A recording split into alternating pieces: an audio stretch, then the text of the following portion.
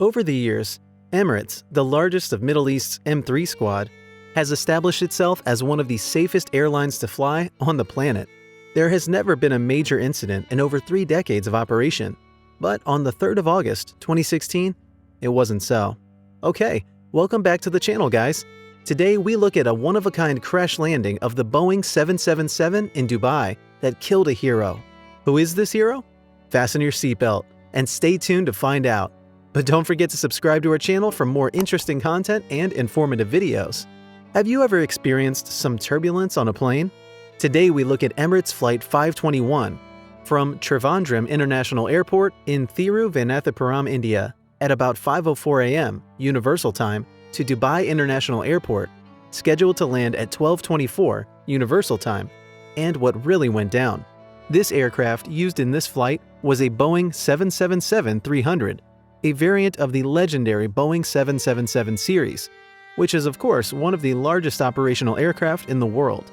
For the record, with over 1,000 Boeing 777s in production, all but one of the accidents experienced by this aircraft have been due to individual errors.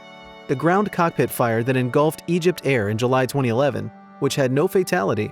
Of course, we cannot take into account the tragic disappearance of the 2014 Malaysian Airline Flight MH17, arguably the greatest aviation mystery of all time, and Flight MH17, shot down by a surface-to-air missile 4 months later, arguably the most tragic aviation fatality in history. With just a handful of incidents, the Boeing 777 is very reliable. The Emirates is the largest user of this fleet. This particular aircraft was a 13-year-old Boeing 777-300, first released in March 2003 and acquired by Emirates a few days later. The aircraft has over 58,000 flight hours and runs on 2 Rolls-Royce Trent 892 engines. Yes, Rolls-Royce makes military and civilian plane engines. On that fateful day, it was carrying a total of 300 people, 282 passengers, and 18 crew members. Talking about passengers, did you know that the largest passenger flight ever happened over 30 years ago? Yes, in May 1991 during Operation Solomon to evacuate Ethiopian Jews to Israel. The seats of a Boeing 747 were removed to accommodate about 1,088 Jews. 2 babies were even born on the flight. Well, we could call them air nationals or airlians. That record still stands to date. Don't forget to subscribe to our channel, guys, for more interesting aviation facts. Okay, back to Flight 521. The captain of the crew was a 34-year-old UAE national who had logged over 7,000 hours of flying and over 5,000 flight hours with the Boeing 777 under his belt. His first officer was a 37-year-old Australian who also had over 7,000 hours of flying and over 1,000 flight hours with the Boeing 777. The flight was relatively routine, at least takeoff, shortly after takeoff, and before landing. Well, if flying cars are going to be a thing in the next few years, we may need perfection in these areas before driving license are issued. Fly driving license, I meant. As the aircraft approached the landing, they were cleared to land but were issued a wind shear warning from the Air Traffic Control (ATC). With 5 seconds to land, the wind direction began to change rapidly, but the plane successfully touched the runway. Only the right main landing gear on the belly of the plane touches the runway, with the left main landing gear touching 3 seconds later. After both main landing gears touch the runway, the airplane's Runway Awareness Advisory System (RAAS) issues a long landing warning as the nose gear of the airplane does not touch the ground. 6 seconds after landing. Shortly after the first warning, the plane's nose gear remains in the air, and the RAAS issues a second long landing warning. Long landing warnings are used to warn pilots when their airplane hasn't touched down at a predetermined distance on the runway, sufficient enough to bring the plane to a halt, which can lead to a very risky longer than a normal landing. Just then, the crew decides to make a go-around, which is a fairly routine procedure used when airplanes cannot land in a first attempt. The crew informs the ATC of their go-around plans. Go-arounds are usually initiated by the pilot at his or her discretion for various reasons, or by the ATC for various reasons as well. One common reason, though, is an obstructed runway, or after a plane misses its touchdown. Okay, have you ever witnessed a go-around in an airplane before?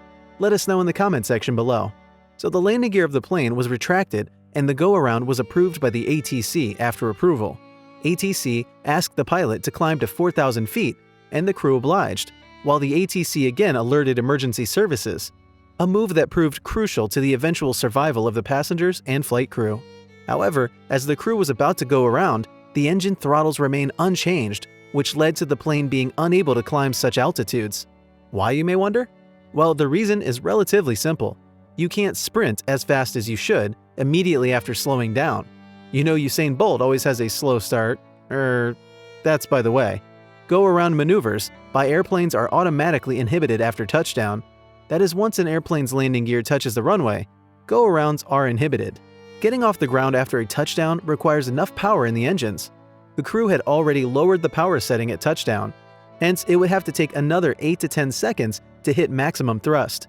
This crew tried to manually advance the throttles to maximum rev, but on this occasion, there wasn't enough power in the engines, coupled with the wind drag, and at about 85 feet above the runway, the airplane began to lose altitude, before crashing on the underside of the rear fuselage for about 800 meters on the runway. 33 seconds after the initial impact, the plane came to a halt. The plane was engulfed in flames at various points, but none of the 300 on board were burnt. About a minute later, the first emergency firefighters came to the scene of the crash, and the evacuation began. Several video footage from the passengers on the plane showed many of the passengers delaying evacuation in a bid to retrieve their carry-on luggage, which was quite unnecessary in the circumstance. This act received heavy media backlash in the aftermath of the event. Who would be cool with taking selfies when you just survived a plane crash? 9 minutes after the Boeing 777 came to a halt, the captain and senior flight attendant were checking out for any remaining passengers who were, probably taking selfies or packing out their remaining cookies, when the flames got to the plane's center fuel tank. The center tank exploded, resulting in the death of a hero.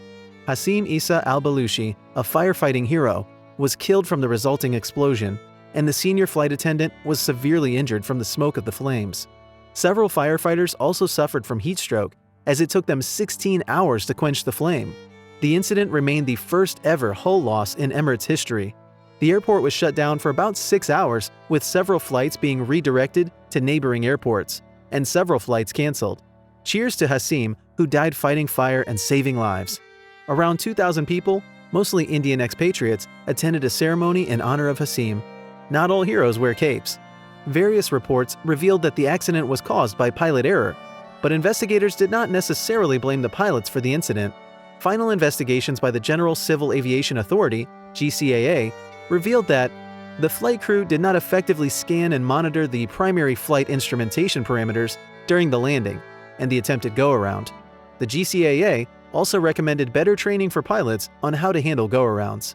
Although international law mandates airlines to pay about $1,500 damage and loss of baggage, the Emirates Group decided to compensate the 282 passengers on the flight with $2,000 each, and an additional $5,000 compensation for further damages suffered from the incident, bringing the total compensation to $7,000. A widely applauded move, given there was no loss of life amongst the passengers. Today, Trivandrum to Dubai flights have been renamed Flight 523, and we hope the incident doesn't occur anymore. Okay guys, that's it for today. We hope you never experience an air disaster. Stay safe and don't forget to turn on your post notifications to receive notifications on our next video. And please share this video. See you next time.